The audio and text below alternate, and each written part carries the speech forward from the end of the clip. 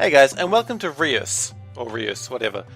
I am SeiferKatt, and today we're just going to look at this game because I feel like the trailers don't really give this game justice. I think this is actually a really fantastic game. It's an indie game, recently put out on Steam, GOG, and every distribution channel under the sun.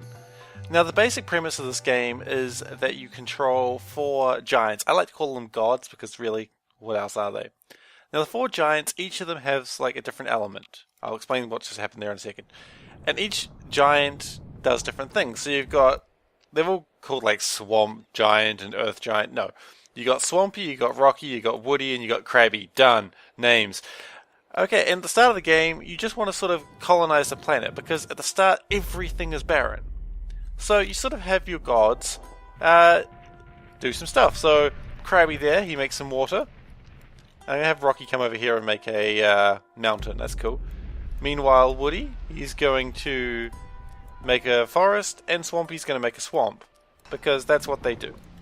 And Krabby's just going to sit there. I imagine Krabby's actually quite angry all the time, mostly because his animation for like crushing things, but we're not going to go into that. So you slowly terraform the planet. Now this game kind of at the moment looks a little bit like Black and White, just because you've got gods, and you're going to have humans in a second. But it's nothing like Black and White at all. I'm not saying, whatever, I'm not really saying anything.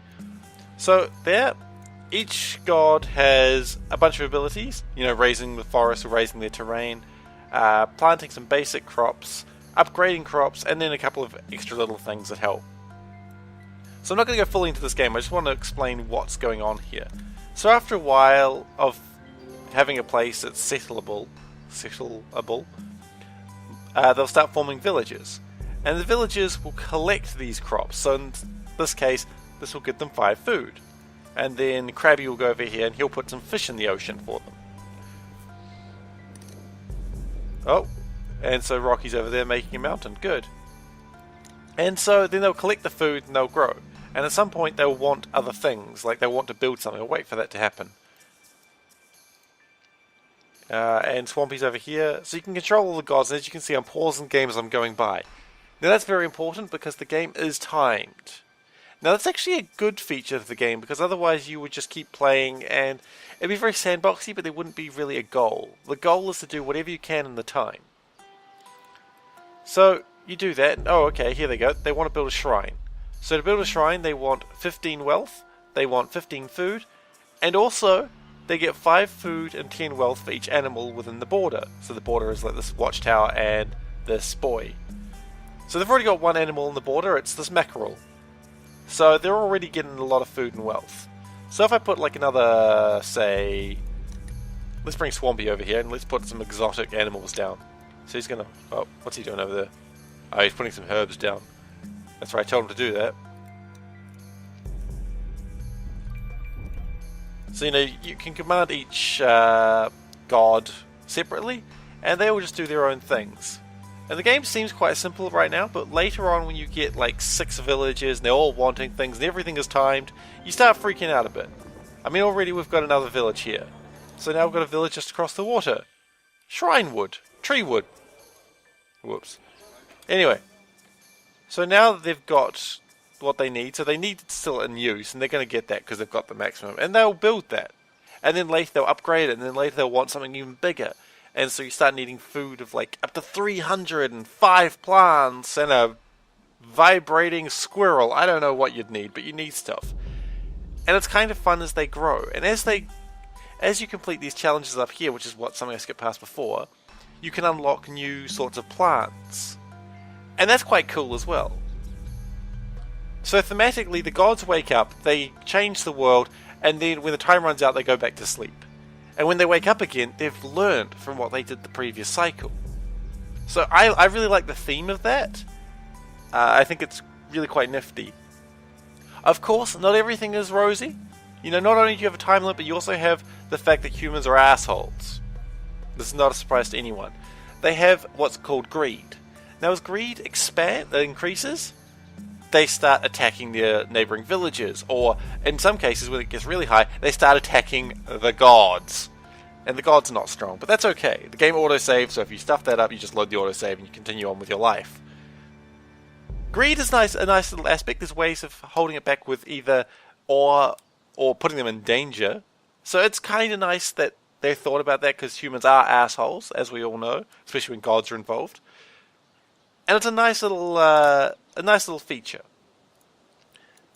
The only problem I have with this game, aside from the fact that humans are assholes, but you can deal with that, is sometimes the sound distorts. And I don't know if that's just me. That could just be my computer. But, yes. Also, I don't know how much longevity the game has. The game is fun at the moment. I'm not really playing it now. Now I'm just talking about it. The game is fun. I've been playing it for about 5 to 10 hours since it came out. I've been really enjoying it. Oh, they want a school. Okay, they want technology. Cool. But I'm enjoying it. That's what I can say. And it's $10, or it's even cheaper on GOG, I believe. I don't know. It's, if you're wanting to play a game that's kind of weird, kind of fun, kind of chill out, but not always chill out, this is a good choice. I recommend checking it out. I don't know, I'm not calling this an exact SeiferKatt, because SeiferKatt tend to be games that I've played a lot over like a year or so.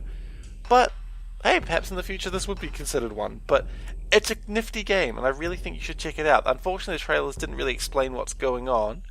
But it's really cool. And I'm just going to explain. You've got the unlocks here. So you've got all these achievements here that you unlock. And as you unlock these, you get to upgrade things differently. Actually, I wonder if I can explain that now. Okay, I can. So you got the blueberries here. Now, blueberries are good. You like blueberries, but if you want to transmute them to strawberries, you need to use the leaf aspect. So Woody over here has that. So we do that. We give them leaves, and that gives the strawberries or the blueberries more technology. So that's how you can boost up the technology levels. And you also now can turn them to strawberries. And bam, they're now strawberries. Bam, your blueberries are now strawberries. That's cool. I like that. Also, one more thing. Each thing has a symbiosis. And this is kind of another flaw of the game I've just remembered. Symbiosis is, okay, you get 3 food if it's next to a blueberry or strawberry. So if I put another blueberry down here, there we go, it's got more food. Great. And it does other things. Now, when I planted the strawberry, how was I supposed to know what the symbiosis was? I didn't know. So I can actually end up ruining my economy and have to rebuild it all. It's not a huge problem and you learn it. But I mean, okay, let's just go in here and let's look up strawberry. That's a tomato. Strawberry. It transmutes. That's all it tells us. I mean, if we look at here, it says gives food and ore if they're close to certain other plants. Don't tell me how much food, don't tell me how much ore, and don't tell me what other plants. How am I supposed to strategize with that? So that is a problem. The game is not without flaws. But it is still worth picking up because it's really fun. I mean, yeah, check it out. I love it. Let me know what you think. If you've picked it up, please comment below what you think of it. If you have any questions about it, please ask them. I mean, I'm happy to answer your questions. I think this is a fantastic game. I've said this like a million times because I actually think it is. And yeah. So I'm going to call this Seif Reviews? I don't know what this is. Seif may have reviewed this game. He gives it 2 thumbs up. But also a thumb sort of on the side. Seif Reviews now include 3 thumbs. That's the sort of monstrosities my reviews become. Anyway, guys, catch you next time. Thanks for watching. Woo!